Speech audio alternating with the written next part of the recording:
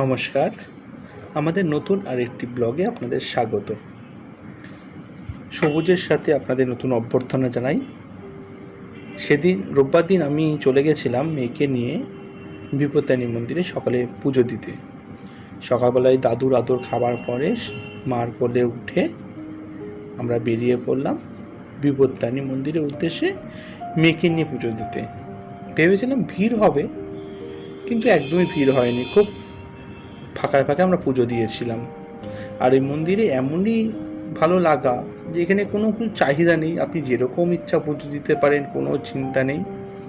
তো আপনার যেটুকু সামর্থ্য সেই সামর্থ্য অনুযায়ী আপনি নেবেন, নিয়ে আপনি পুজো দেবেন, দিতেই পারেন, কোনো অসুবিধা নেই। সবচেয়ে বড় কথা, আপনারা কিন্তু এখানে মায়ের পা ছুঁয়ে প্রণাম করতে পারেন। এটা কিন্তু একটা বড় ব্যাপার, কোনো জায়গায় দেয় বলে আমার জানা নেই সেভাবে। যাই হোক, আমরা ওপরে যাওয়ার সঙ্গে সঙ্গেই দেখলাম অনেক মানুষ বসে আছেন। আমরাও বসে পড়লাম। আমাদের মেয়ে তন্নি, সেও কিন্তু বসে সুন্দর মনে পুজো দিয়েছিল। কোনো কান্নাকাটি নেই, কোনো কিছু নেই। এত আওয়াজের মধ্যেও কিন্তু সে সুন্দর করে পুজো দিচ্ছিল বসে বসে।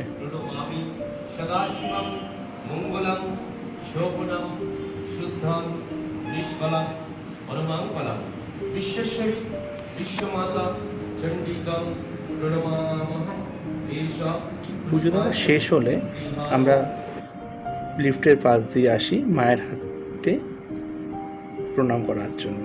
আমরা পা ছুঁয়ে প্রণাম করেছিলাম। তারপরে আসি বাবা দুলাল গুরুদেবের কাছে। ইনি মাকে পেয়েছিলেন।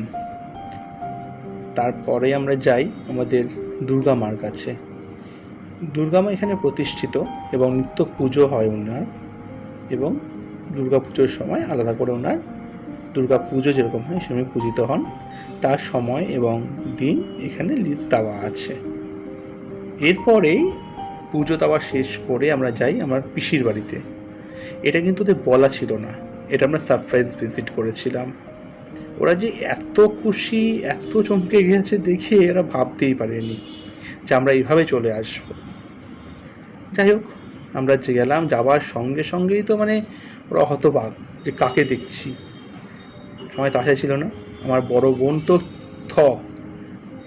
সঙ্গে সঙ্গে কোলে নিয়ে ঘরে চলে যায়, পিসি চলে যায়। এটা আমার মেঝো বোন, সেও চলে যায়। সে তো খুব, মেয়ে একটু ক্লান্ত ছিল, তাই তার বড় পিসির কোলেই শুয়ে সে ঘুমিয়ে পড়েছিল। আর বড় পিসি তারকে আদর করে ঘুম পাড়াচ্ছিল।